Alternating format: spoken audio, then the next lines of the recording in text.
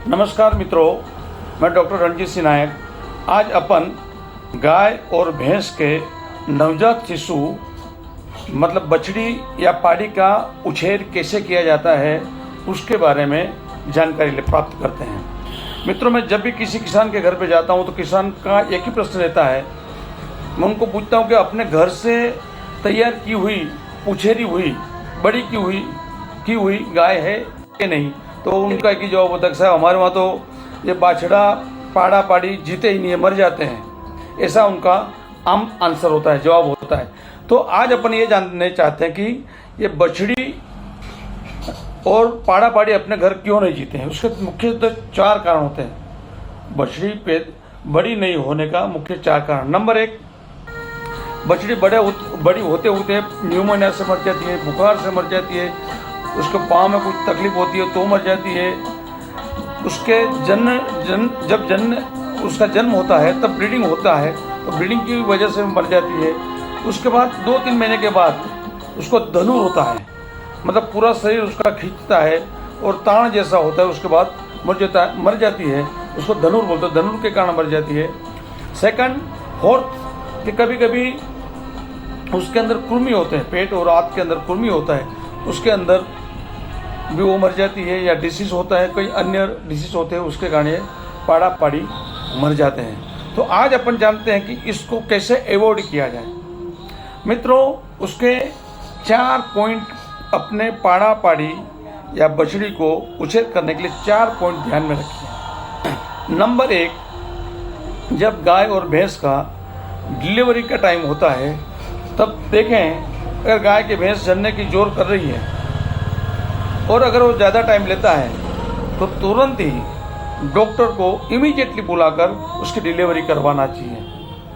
क्योंकि अगर बच्चा अंदर रहा तो उसका जो पानी होता है, पोटलियाँ बोलते हैं अपन को उसको, वो पानी मुंह में चला जाता है, बच्चा अंदर का अंदर मर जाता है। तो इसलिए तुरंत ही डॉक्टर को बुलाकर उसकी डिलीवरी करवाना चाहिए। जैसे ही बच्चा बाहर निकला तो उसमें सबसे पहले उसका नाक और मुंह में से जो लाल आती है वो साफ करने का, नंबर 1। उसके बाद कभी कभी श्वास लेने में दिक्कत होती है तो उसके पिछले वाले पाँव पकड़कर उसको झूलाना चाहिए, ताकि जो अगर पानी गलती से पानी अंदर चला गया हो फेफड़े में या ट्रेकिया में तो उंदा करने से पानी भी सब निकल जाएगा और बच्चे को न्यूमोनिया होने से बच जाएगा, न्यूमोनिया नहीं होगा फ्यूचर में। नंबर 1। नंबर 2, जब उसका अम्बिलिकल कॉर्ड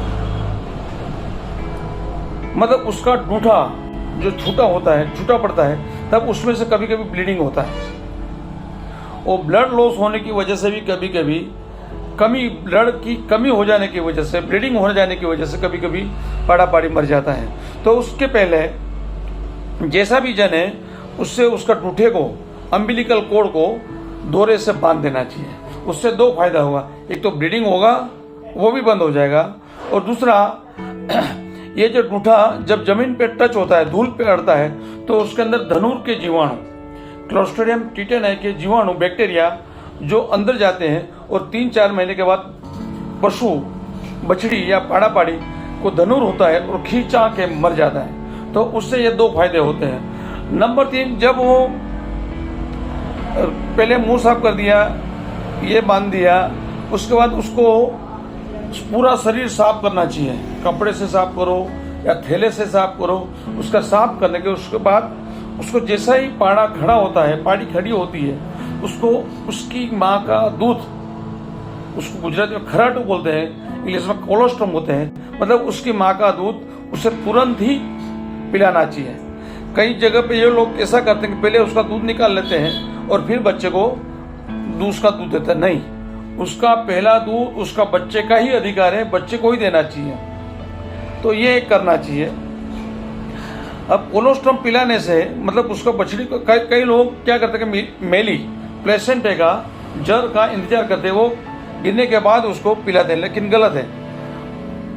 जर गिरे या ना गिरे, प्लेसेंटा गिरे या ना गिरे, बच्चे को दूध पिलाना चाहिए, पहला दूध। तो उससे क्या होगा कि उस दूध से रोग प्रतिकारक शक्ति बढ़ेगी, बच्चे की रोग प्रतिकारक शक्ति बहुत ही बढ़ जाएगी, इम्यूनिटी पावर बढ़ेगा। इम्यूनिटी पावर बढ़ेगा मतलब कुछ डिसीज नहीं होगा, ये बात ध्यान रखें। और फोर्थ, जैसे 10-15 दिन का हुआ, उसको क्रमिया का पेट और कृमि, पेट के कृमि और आंत के कृमि की दवाई पिलानी चाहिए, ताकि उसका पेट साफ होगा और उसका डेवलपमेंट बहुत फास्ट होगा। अगर ये चार चीज ध्यान रखोगे आप, तो आपका पाड़ा पाड़ी कभी भी मरेगा नहीं, कुछ डिसीज भी नहीं होगा ज़्यादा, और तंदुरुस्त होगा। क्योंकि पाड़ा पाड़ी का बछड़ी का उछेर करना बहुत जरूरी है। अगर आपके घर का खाना हो तो एक पाड़ी या बछड़ी को उछेरने में 3 या 4 साल के अंदर करीब 15-20 हज़ार रुपया खर्च होता है। अगर घर का सब कुछ होता है तो भी 10 या 15 हज़ार में तो आपके वहाँ घर पाड़ी तैयार हो जाएगी। और वही पाड़ी गाभन होके भैंस बनेगी तो वही आपको 75,000 रुपये में बिकेगी। 75,000 का पशु आपके घर में, 75,000 की गाय या भैंस तैयार हो जाएगी।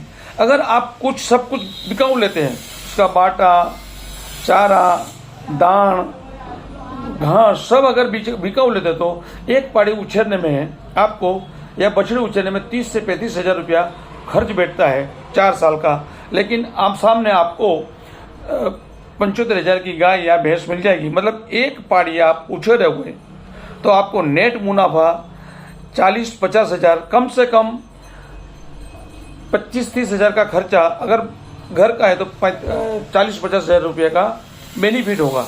इसलिए पाड़ा पाड़ी घर पे उछेरो, घर पे तैयार जानवर करो। अगर उसको क्रमिया का डोज, कृमि का समय समय पे दिया करो तो बहुत अच्छा डेवलपमेंट होगा। और वो आपके घर पे तैयार हुई भैंस घर में जब भी गाय या भैंस जने तो उसका कंप्लीट लालन पालन करके बछड़ी को या पाड़ी को उछेरे। Thank you.